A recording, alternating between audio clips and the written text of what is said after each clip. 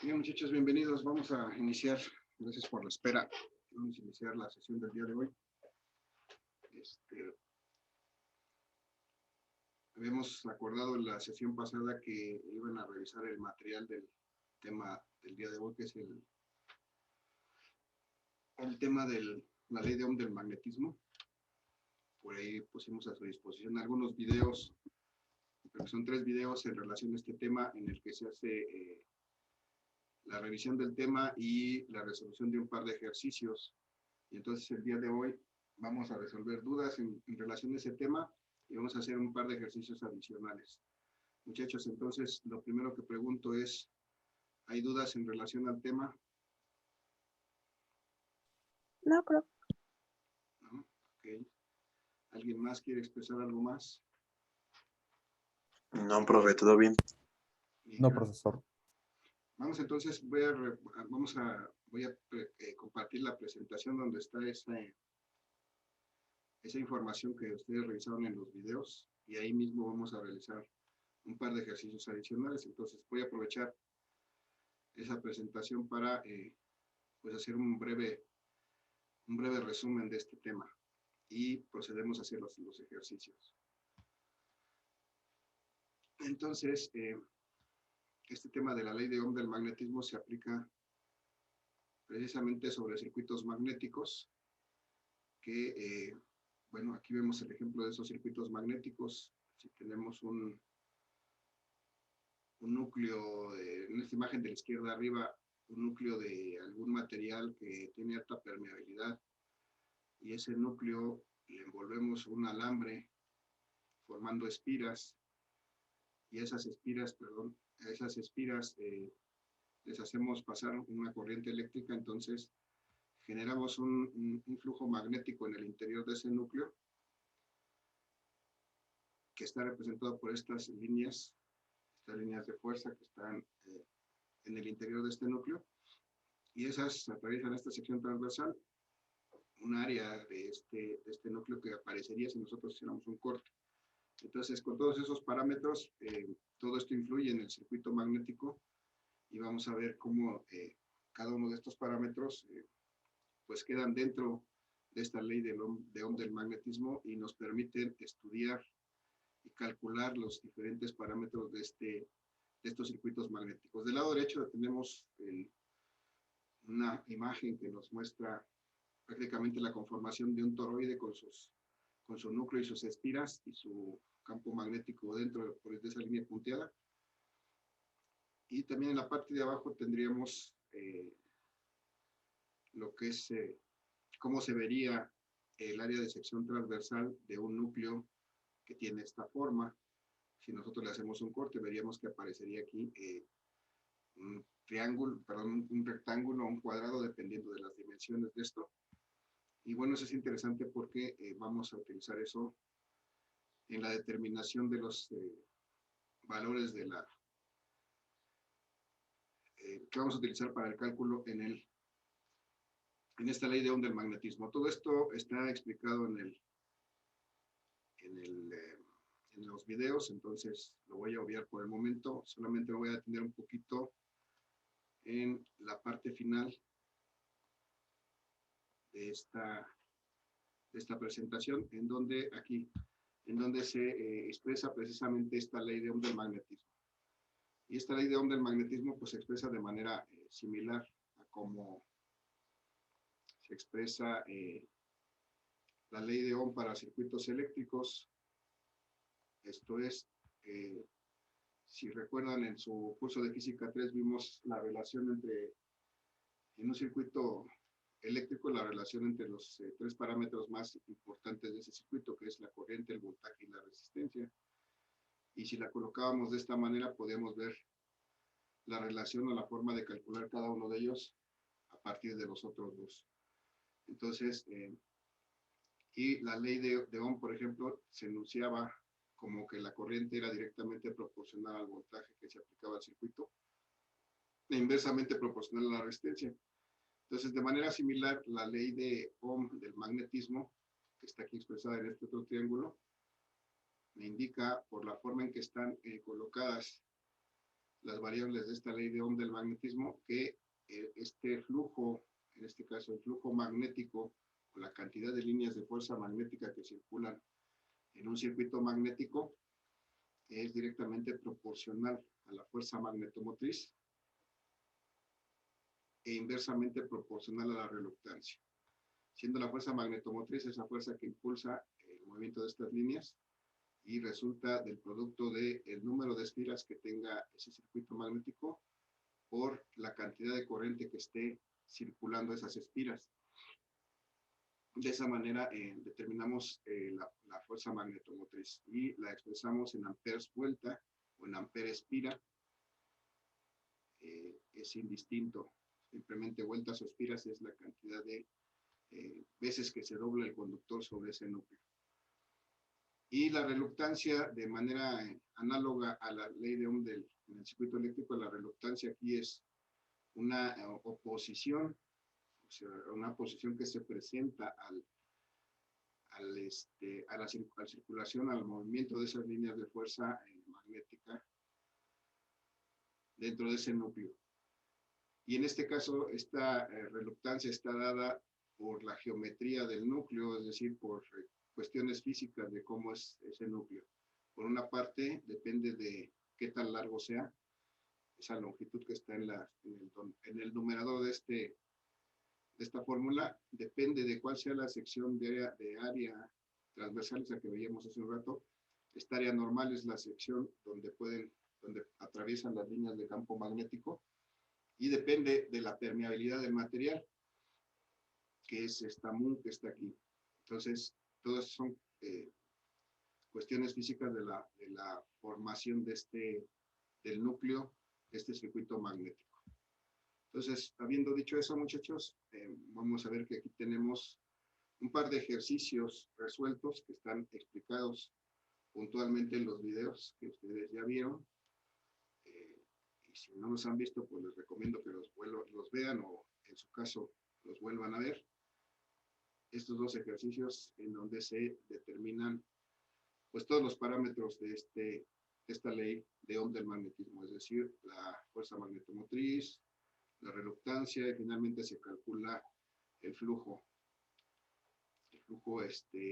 magnético para este circuito magnético formado por un toroide. Y entonces el día de hoy vamos a irnos a otro ejercicio de este mismo tipo. Está aquí colocado. Vamos a bajar un poquito aquí esto. Y vamos a resolver, vamos a ir leyendo, vamos a ir interpretando este problema. Vamos a colocar la información y vamos a resolver. Entonces, vamos, muchachos.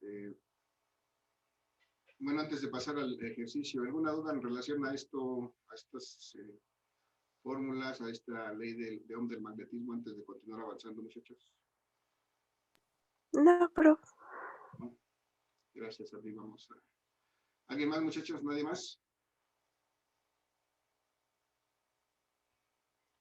Vale, no hay dudas. Vale, entonces, vamos a ver que aquí me habla que es el núcleo de un toroide. Eso ya está representado por estos dos círculos que están aquí abajo. Y me dice que tiene una longitud media de 60 centímetros. Vamos a ver qué significa esta longitud media. Esta longitud media se supone que es la circunferencia de este núcleo, pero la circunferencia que estaría prácticamente en medio de estas dos. Voy a tratar de dibujarla, aunque me quedan chuecas. Supongan que es una circunferencia. Y esta estaría en medio de estos dos. Y esta sería prácticamente la longitud de este toroide. Y entonces esta circunferencia media es de 60 centímetros. Entonces esa es prácticamente la longitud de este toroide. Si nosotros lo pudiéramos cortar y lo estiráramos, veríamos que formaría algo así tan largo como 60 centímetros. Por eso esta es la longitud del toroide. Bien, y luego me dice que tiene una sección transversal de 20 centímetros cuadrados. Entonces esa no la podemos ver aquí. Si nosotros hiciéramos un corte aquí, digamos, y lo pudiéramos ver de costado, enderezáramos eso y lo viéramos de costado, tal vez veríamos aparecer una sección transversal aquí de este núcleo que tal vez tenga esta forma. Pudiera ser un cuadrado, pudiera ser un rectángulo, dependiendo de las dimensiones del núcleo. Incluso pudiera ser un círculo, si es que esto fuera un núcleo como una dona, por ejemplo, que tiene bordes redondeados. Entonces pudiera ser un círculo, pero en este caso vamos a suponer que es un cuadrado, y lo que sabemos es que esta sección de área transversal, que es por donde pasan las líneas de fuerza magnética, tiene 20 centímetros cuadrados. Esa es su dimensión. Y entonces, seguimos. Este núcleo tiene una permeabilidad de 5 por 10 a la menos 4. Es una característica del material con el que está fabricado este núcleo. Entonces, vamos a indicarlo de alguna manera que eso pertenece al núcleo, y es una permeabilidad absoluta, en este caso de 5 por 10 a la menos 4. Y en este caso, la permeabilidad para este tipo de problemas utiliza la unidad de Weber sobre ampermetro. Esa es la unidad que vamos a utilizar para la permeabilidad. Si se acuerdan, la hemos utilizado con otras unidades. Dependiendo del tipo de problema que vayamos a resolver, pues hay que dar las unidades correspondientes a esta permeabilidad. En este caso, a esta altura del curso, que estamos hablando de flujo, el flujo magnético, tenemos que utilizar Weber sobre ampermetro. Y finalmente me dice que tiene 1800 espiras. Aquí no están representadas todavía las espiras, entonces necesitamos representarlas sobre este esquema. Y entonces pues, vamos a dibujar esas espiras.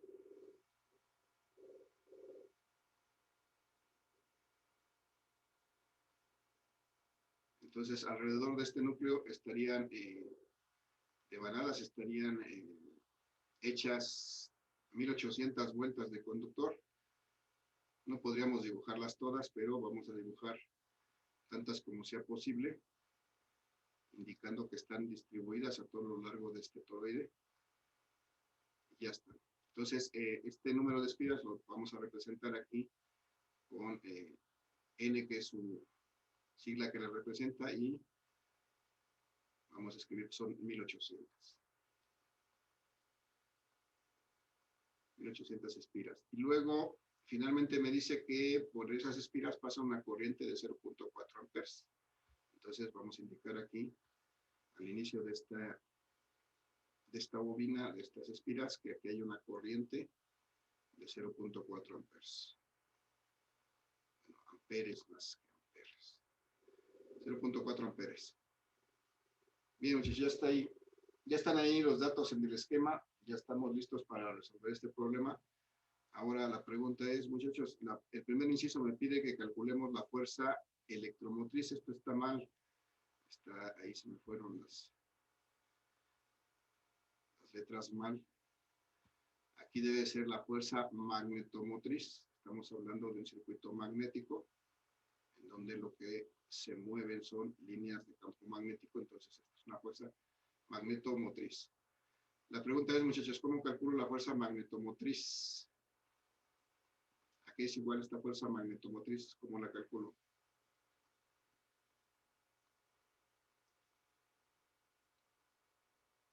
¿Alguna sugerencia?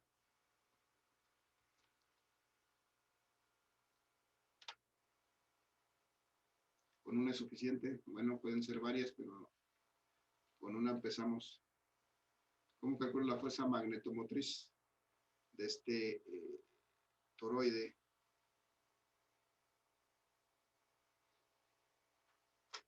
Muchachos, si me escuchan, confírmenme. Sí, profe. Bien, ahí están, muchachos, ahí están del lado derecho, están las fórmulas, cómo calculo la fuerza magnetomotriz.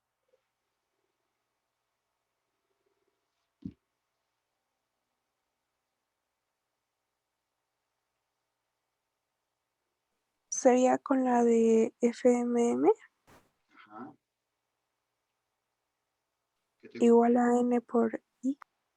Ajá, ¿y eso qué significa? N por I. N que significa el número Sería el número de vueltas por la intensidad del Ujú. El número de vueltas que tiene este conductor, que dijimos que son 1800 en este caso, por la intensidad o la corriente que está circulando estas espiras. 1800 espiras, vueltas, por la corriente que dijimos que era de, acá está abajo el valor, 0.4 amperes. 0.4 amperes. Y si hacemos ese cálculo, muchachos, ayúdenme con sus calculadoras. 720. 720. Ok, la fuerza magnetomotriz entonces en este caso es de 720 y las unidades de esta fuerza magnetomotriz pues es el producto de amperes por espiras. Entonces podemos decir que son amper espiras. O en muchos textos ustedes van a encontrar que también esto se llama amper vuelta. Finalmente amper espira o vuelta es solamente la contabilidad de esta cantidad de veces que se dobla el conductor. Son unidades que van a estar apareciendo o desapareciendo de acuerdo a la conveniencia. Lo importante es que cuando expresemos fuerza electromotriz la vamos a expresar de esta manera, como amper espiras o amper vuelta.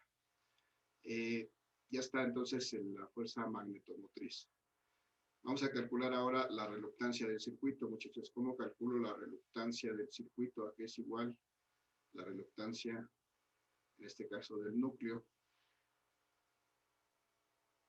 Con la que tiene ahí de R es igual a L sobre AN por la permeabilidad. ¿Sí?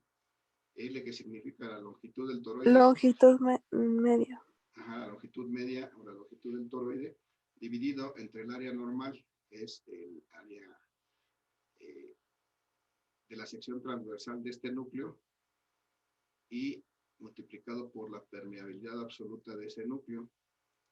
Entonces, pues tengo todos esos datos, aquí están, de hecho, aquí está la longitud, aquí tengo esto que marcamos asegurado, esto es precisamente el área normal, porque ahí, aquí por estas secciones donde están... ¿Esa se ocuparía en metros o se dejaría en centímetros? No, todo se debe de expresar en metros.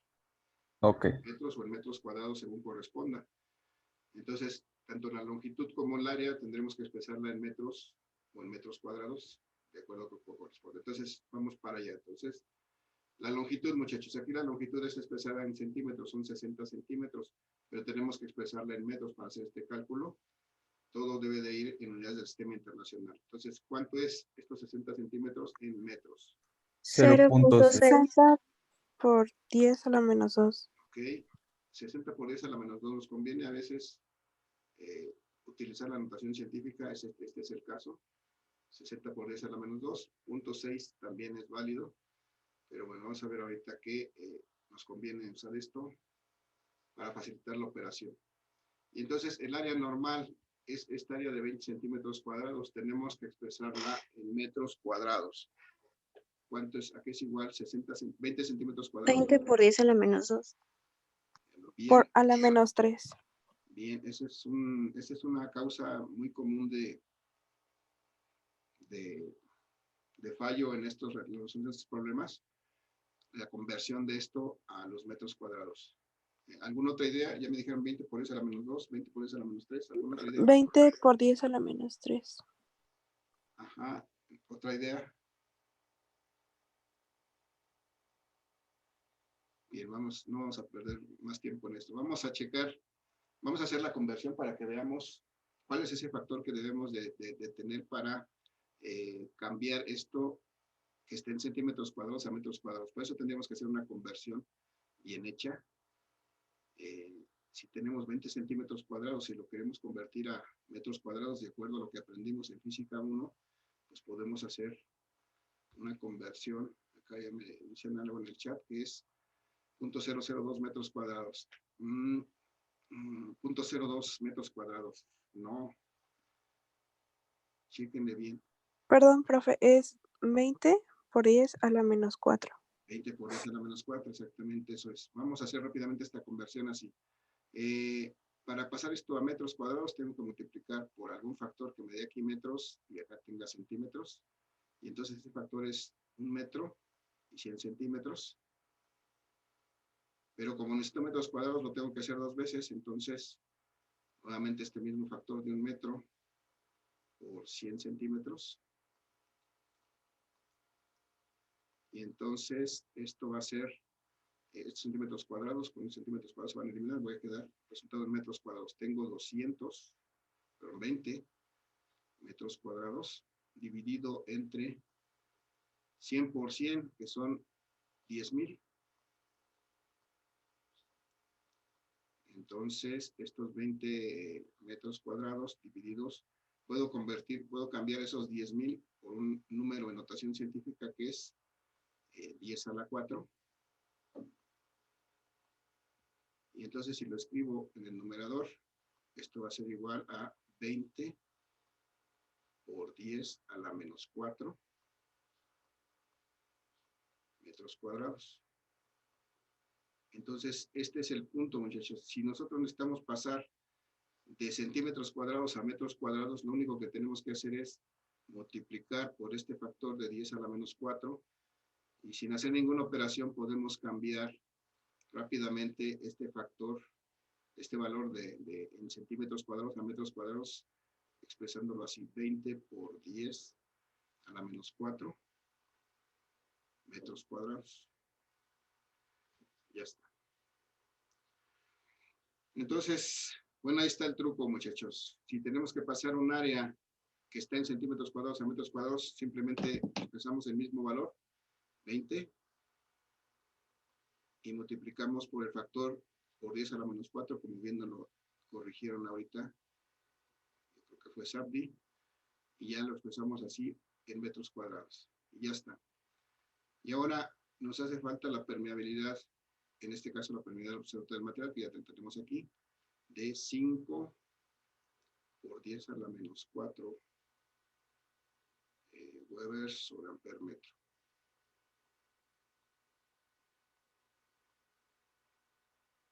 Y entonces vamos a acabar de resolver aquí. 60 por 10 a la menos 2 no se opera con nada, lo voy a dejar así. 60 por 10 a la menos 2. Arriba son metros. Bueno, aquí de hecho de una vez vamos a reducir las unidades. Tengo metros, con este cuadrado se van. Estos otros metros, con este metros, y lo que me queda aquí son amperes, Weber sobre amper. Si hacemos esta operación me da 20 por 5, me va a dar 100. Y 10 a la menos 4 por 10 a la menos 4 me va a dar 10 a la menos 8. Y aquí tengo Weber sobre amper. Y entonces finalmente esta reluctancia va a ser igual a 60 entre 100, muchachos, me va a dar 600,000, ¿no?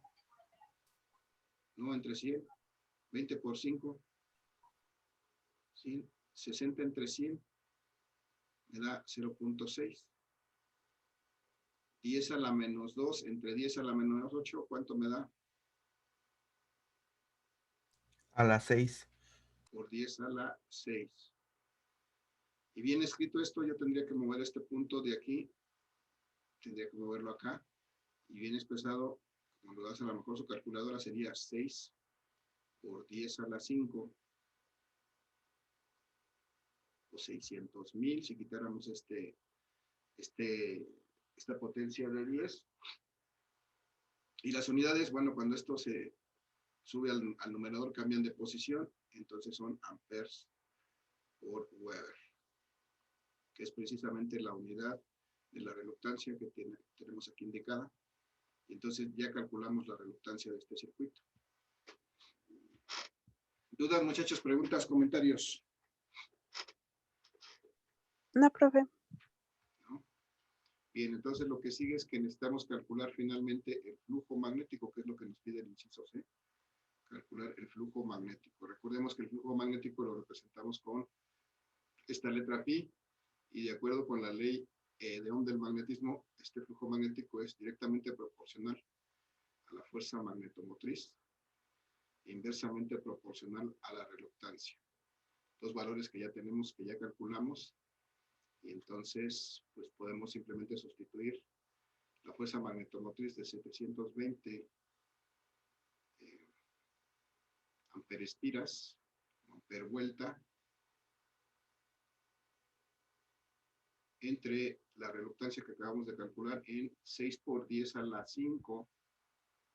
6 por 10 a la 5 amperes por Weber. Y entonces hacemos esta operación, muchachos, 720 entre 6 me da 120.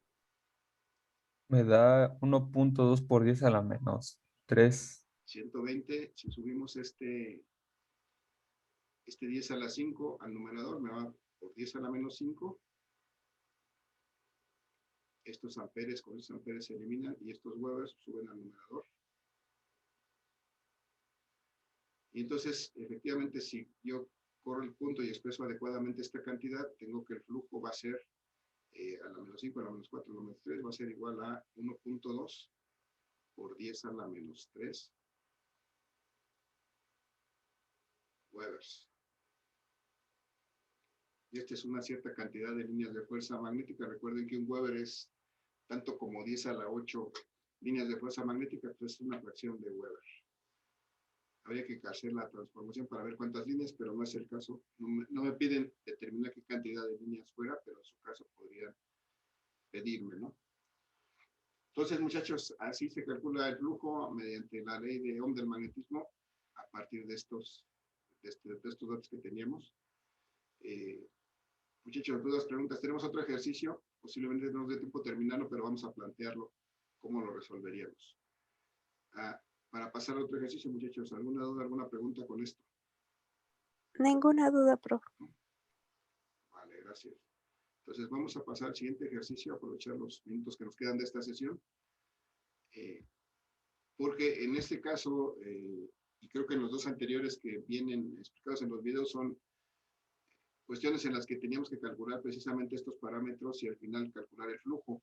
Pero puede ser que, como en este caso, se nos pida uno de los parámetros diferentes a este flujo, esta reluctancia, y se nos dé como dato. Por ejemplo, en este caso me dice que es una bobina, un toroide, con una bobina por la que se llama 0.5 amperes y que produce un flujo magnético en su núcleo. Ya está, aquí me dan el flujo como dato. Y además me dice que el núcleo también tiene una reluctancia. Entonces, ahora el flujo y la reluctancia son datos. Y me pide determinar el número de espiras de la bobina, es decir, necesito determinar el número n de espiras de la bobina del toroide y la permeabilidad relativa del núcleo. La permeabilidad relativa del núcleo. Tenemos además que tiene un radio medio de 10 centímetros y una sección transversal de 15 centímetros cuadrados. Entonces, todos estos datos que tenemos hay que representarlos en este esquema para poder resolver este problema. Por principio de cuentas, pues aquí no hay ningún devanado, tengo que representar que aquí hay una serie de espiras en este toroide, tantas como no sabemos cuántas, porque es precisamente una de las incógnitas de este problema, pero pues tenemos que representarlas aquí para ver y saber que ahí están, y que en este caso vamos a calcular su valor. Entonces, este toroide tiene un número de espiras que no conocemos, pues vamos a indicarlo que es una nuestra incógnita. Y además tiene una permeabilidad relativa del núcleo que no conocemos, entonces este núcleo fabricado de algún material tiene una permeabilidad relativa que no conocemos y que de hecho es lo que queremos encontrar también. Vale, entonces vamos a colocar los datos que sí conocemos. Me dice aquí que tiene un radio medio de 10 centímetros. Cuando me habla de un radio medio, quiere decir que es el radio de esta circunferencia media o de la longitud de este toroide. Entonces voy a tratar de dibujar esa circunferencia media aquí, que me cuesta mucho trabajo hacer un círculo. Pero bueno, vamos a suponer que fuera una circunferencia. Y entonces el radio de esta circunferencia media sería el radio medio, sería algo que está aquí. Y ese sería de 10 centímetros. Ya está. Y me dice que tiene una sección transversal de 15 centímetros cuadrados. No podríamos ver esta sección transversal. Si cortáramos esto hiciéramos un corte en este núcleo y lo viéramos de costado, tal vez veríamos aparecer esa sección transversal nuevamente aquí. Tal vez sería un triángulo, un cuadrado, un rectángulo, no sabemos, pero lo que sí sabemos es que tiene un área de 15 centímetros cuadrados. Ese es el área de sección transversal, 15 centímetros cuadrados. Ya está. Entonces, lo único que nos falta es indicar que este núcleo magnético tiene un flujo de 9 por 10 a la menos 4 Webers, es decir, tiene una cierta cantidad de líneas de campo magnético que están aquí circulando en este núcleo, que tendría que dibujar como círculos concéntricos, pero pues llenaría mucho este esquema. Entonces voy a indicar solamente aquí que el flujo es de 9 por 10 a la menos 4 Webers. Vamos a ver algo, alguien nos escribe en el chat. Ok. Bien, sí, los que hayan participado vayan dejando ahí su participación en el chat antes de que termine la sesión. No se les olvide. Y finalmente me dice que este núcleo tiene una reluctancia de 0.833. Bueno, vamos a poner por aquí, también lo voy a asociar a este núcleo, una reluctancia de 0.833 por 10 a la 6. Por 10 a la 6. Y las unidades de la reluctancia son amperes vuelta por Weber. Amperes por Weber, simplemente. Ya está, muchachos, ya tengo todos los datos aquí. Si me pide calcular el número de espiras, por principio de cuentas, ¿cuál será la ecuación que puedo utilizar para calcular ese número de espiras? De acuerdo a la información que tenemos aquí a la derecha. La especie de FM por N por I. Ok. Entonces, me dice que me dice que la fuerza magnetomotriz es igual a el número de espiras por la corriente. Y entonces, si yo quiero despejar de ahí la corriente el número de espiras para calcularlo, tendría que despejar la que me queda igual, este número de espiras, a que es igual, ¿cómo queda despejado?